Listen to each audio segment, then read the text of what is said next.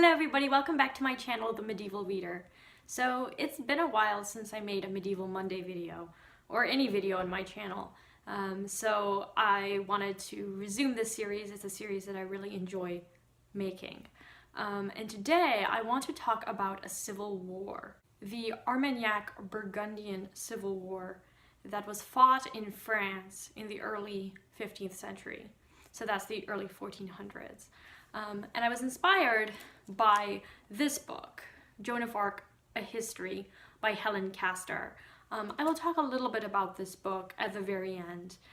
The reason why I'm making this video is actually because this is a really complicated civil war, as civil wars tend to be, and particularly civil wars in England and France.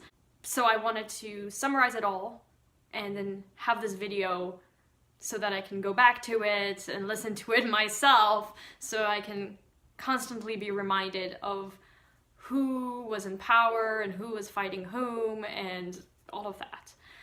And of course, along the way, I will be talking about Joan of Arc, who was very instrumental in ending the what is the 100 Years' War, because the Armagnac-Burgundian Civil War occurred at the very end, is seen as being the end of the 100 Years' War.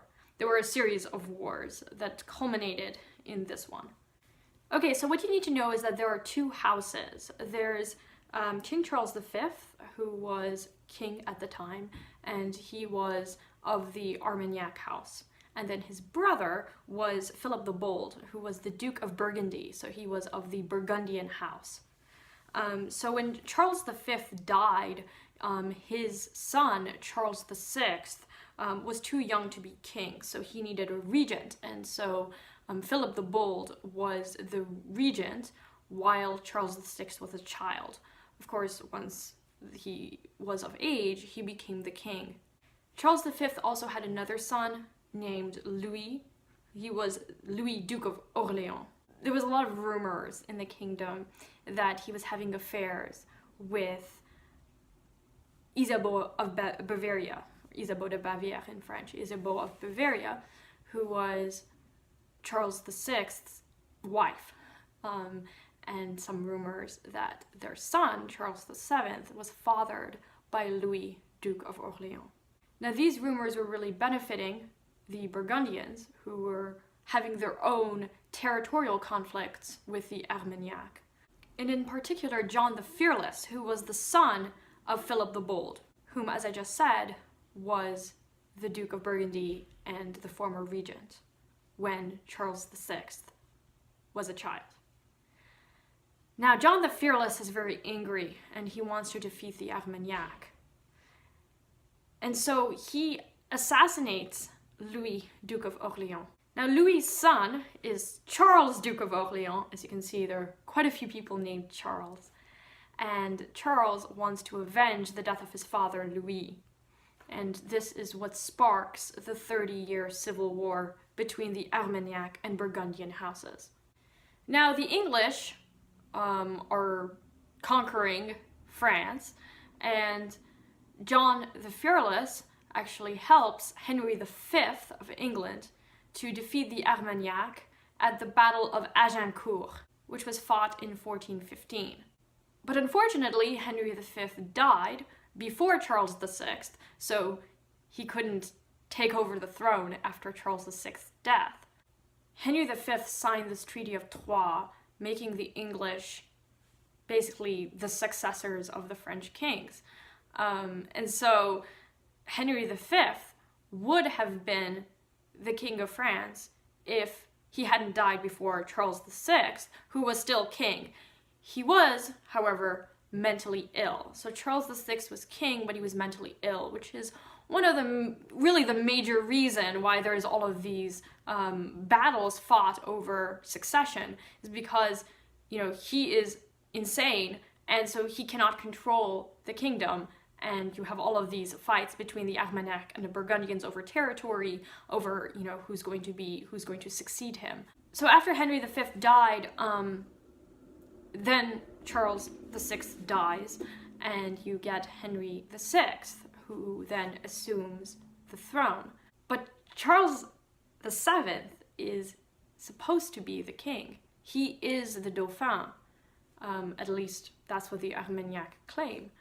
So now that Henry V has died, and then afterwards Charles VI dies, it's Henry VII's turn to claim to be the king, except that Charles VI does have an heir, what eventually becomes Charles VII. But he is too young, he's 15 years old at the time, and so he is protected by Yolande, who is the Queen of Sicily. She gives to Charles VI eventually her daughter as his wife. So she is protecting Charles VI. And then of course you have La Pucelle, Joan of Arc, who comes and claims that she has received these voices from three saints, the Archangel Michael, Saints Catherine and Margaret, to defeat the English. And now the Civil War is really being framed as a war between the English and the French. The Burgundians being allies of the English, and then basically English, and the Armagnac being the real French. That is the rhetoric that Joan uses, and that is the rhetoric that is often used to just talk about this war. With the help of Joan, the English are defeated at the Battle of Orleans, and that is seen as being a decisive victory, which eventually led to the English being driven out of France and the Armagnac having total victory. But it's actually more complicated than that, because she is taken by the Burgundians, and then there's this trial, and she is condemned as a heretic, a sorceress, blasphemy, all of these really terrible names, a whore, and she is burnt at the stake.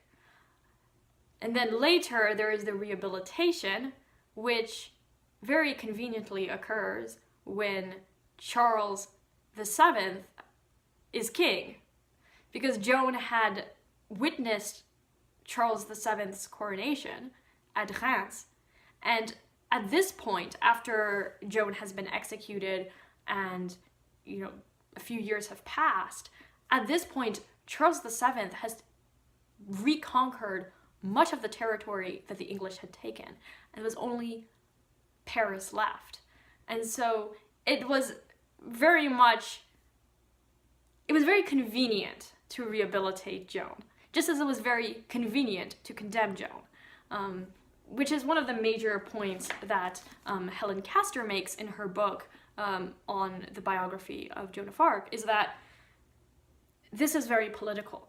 And so if in fact God was speaking to Joan of Arc, he was definitely helped by politics, the political machinations of his temporal servants.